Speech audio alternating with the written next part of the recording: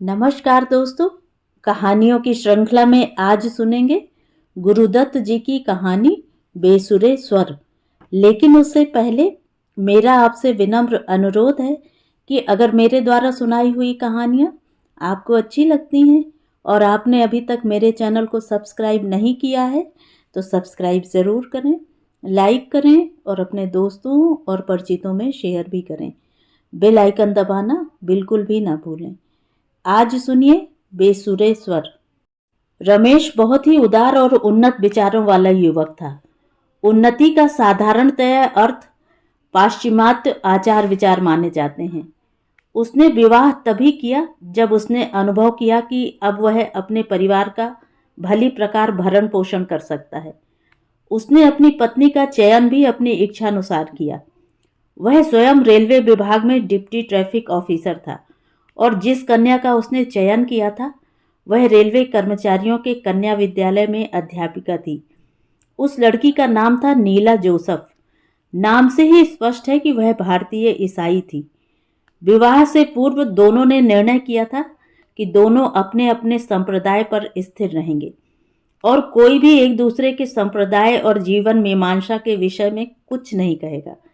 वास्तव में रमेश किसी भी पंथ का अनुयायी नहीं था और इस कारण वह अपनी पत्नी के ईसाई पंथिक व्यवहार में असीम आस्था पर हंसा करता था। नीला जब भोजन करने बैठती तो भोजन प्रारंभ करने से पूर्व कुछ क्षणों तक वह आंखें मूंद कर होठों में कुछ बुदबुदाया करती। रमेश को इससे हंसी आया करती थी। नीला नियमित रूपेण गिरजाघर भी जाया करती थी। इस पर भी वे दोनों परस्पर बहुत प्यार से रहते थे। इस प्रकार वे प्रसन्न थे। विवाहित जीवन के 2 वर्ष बाद उनके घर में प्रथम संतति हुई। यह कन्या थी। जीवन का प्रथम विवाद हुआ इसके नामकरण पर। नीला चाहती थी कि उसका नाम रोजी रखा जाए और रमेश का चयन था ललिता। नीला ने पूछा, रोजी नाम रखने में तुम्हें आपत्ति क्यों है? इसलिए कि यह शब्द अंग्रेजी का है और हम भारतीय हैं। किंतु भारत की कोई भाषा तो है नहीं। वाह, है क्यों नहीं? देखो, सभी भारतीय भाषाओं का आधार संस्कृत है, अतः संस्कृत ही भारत की भाषा कही जाती है। मैं संस्कृत नहीं जानती।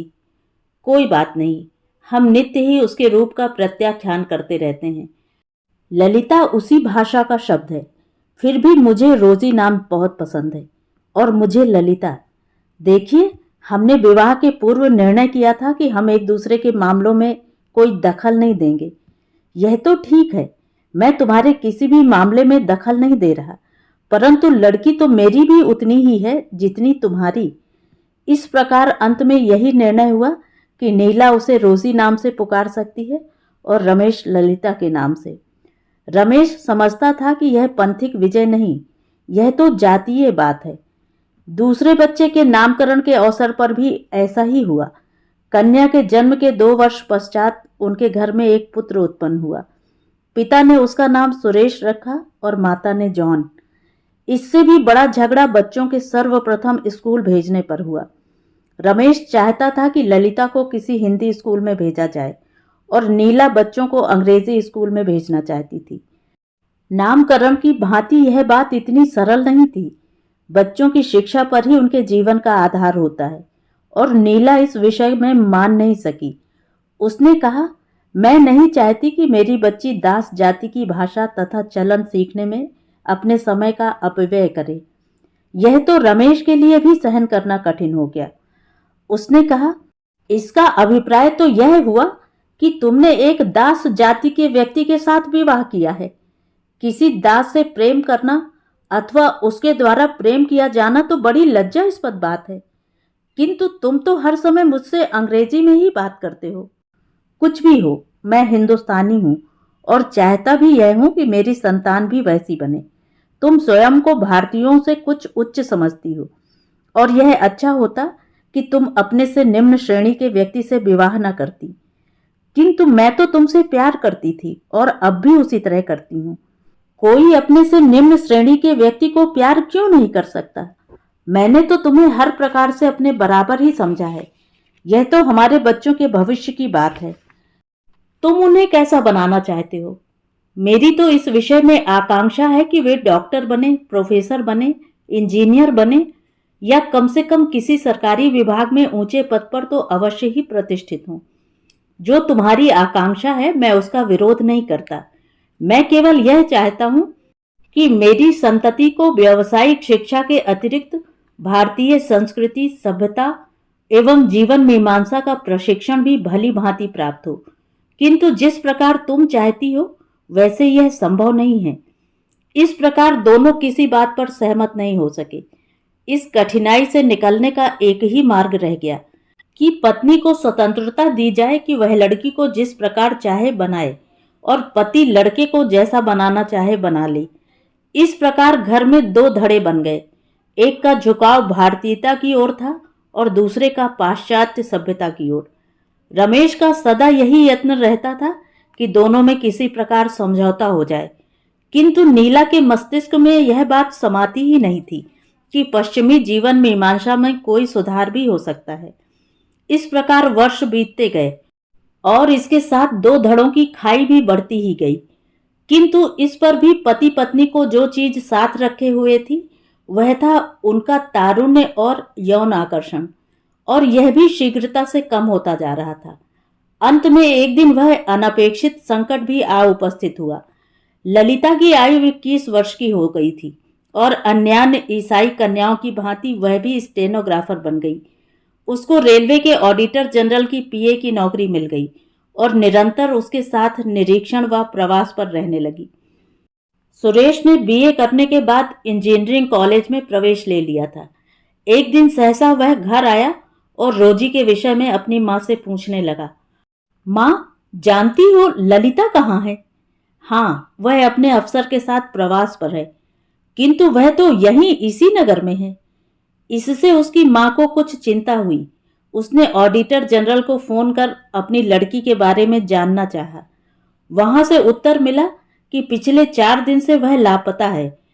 नीला ने जब उससे यह कहा कि 4 दिन पूर्व वह यह कहकर घर से चली गई थी कि वह प्रवास पर जा रही है, तो उस ऑफिसर ने बताया कि 1 सप्ताह से तो वह कहीं गया ही नहीं। तब नीला ने अपने लड़के से पूछा कि उसको यह किस प्रकार विदित हुआ कि लड़की अपने काम पर नहीं गई है। लड़के ने बताया कि उसने उसको किसी अपरिचित व्यक्ति के साथ रेलवे स्टेशन पर देखा है। जब रमेश को इस स्थिति से अवगत किया गया तो वह केवल हंस दिया और उसने सुरेश को कहा, सुरेश, तुम्हें ललिता के विषय में चिंता करने की आवश्यकता नहीं। मैं जानता हूं कि क्या होने वाला है। मैं चाहता हूं कि तुम अपनी बहन का विचार छोड़ स्वयं भद्र पुरुष बनो। नीला ने जब रमेश से कहा कि ललिता के विषय में पता लगाया जाए तो उसने कह दिया, यह सब व्यर्थ है। उसको शिक्षा ही इस प्रकार की मिली है कि जिससे वह स्वच्छंद हो विचरण करे। मुझे यह भी विश्वास है कि वह वापस आ जाएगी। बात यहीं पर समाप्त हो गई। रोजी जब वापस आई तो उसको 5 मास का गर्भ था। मां निश्चय नहीं कर सकी कि क्या करे और लड़की चुपचाप अपने कमरे में रहने लगी। पिता को जब पता चला कि लड़की वापस आ गई है तो उसने उस मकान में रहना उचित नहीं समझा। वह सुरेश और 2 अन्य बच्चों को साथ लेकर दूसरे मकान में रहने चला गया। नीला इससे बहुत उत्तेजित हुई और स्पष्टीकरण के लिए रमेश के पास जा पहुंची। रमेश ने कहा, मैं अपने बच्चों के मन में यह बात नहीं बैठने देना चाहता कि मेरी दृष्टि में भी ललिता का क्रियाकलाप उचित ही है, किंतु अब उसका क्या होगा? कुछ नहीं, उसके बच्चा होगा और वह उसका पालन पोषण करेगी। क्या तुम्हारे मन में उसके प्रति कोई सहानुभूति नहीं है? मैं तो समझती हूं कि उसका बहिष्कार करने की अपेक्षा इस समय उसके पास रहकर उसको सांत्वना दे, प्यार से उचित मार्ग पर लाना अधिक उपयुक्त होगा। मैं तो उसको अभी भी प्यार करता हूं और अपने मन में उसके लिए गहन सहानुभूति भी रखता हूं, किंतु इसके साथ ही केवल उसके लिए अपने अन्य बच्चों से स्नेह नहीं तोड़ सकता। उनके मन में यह धारणा बैठाना भी मूर्खता होगी कि वे सभ्य जीवन की अपेक्षा ललिता के क्रियाकलापों की पुनरावृत्ति कर अपने अभिभावकों की अधिक सहानुभूति प्राप्त कर सकते हैं। मेरी समझ में तो तुम्हारी बात आई नहीं। तुमने यह कैसे कह दिया कि इस विपत्ति के समय ललिता से सहानुभूति रखने से अन्य बच्चों के प्रति तुम्हारा प्यार कम हो जाएगा? तुम समझ नहीं सकती नीला, तुम्हारी शिक्षा किसी हिंदुस्तानी की भांति नहीं हुई। मेरे मस्तिष्क में सदा राम का सीता को वन में भेजने का उदाहरण रहता है। हिंदुओं ने राम के उस कर्तव्य पर कभी यह नहीं कहा कि इससे सीता के प्रति राम का प्रेम और सहानुभूति क्षीण हो गई थी। व्यक्ति की अपेक्षा समष्टि का हित सर्वदा महत्वपूर्ण माना जाता है। यह बर्बरता है।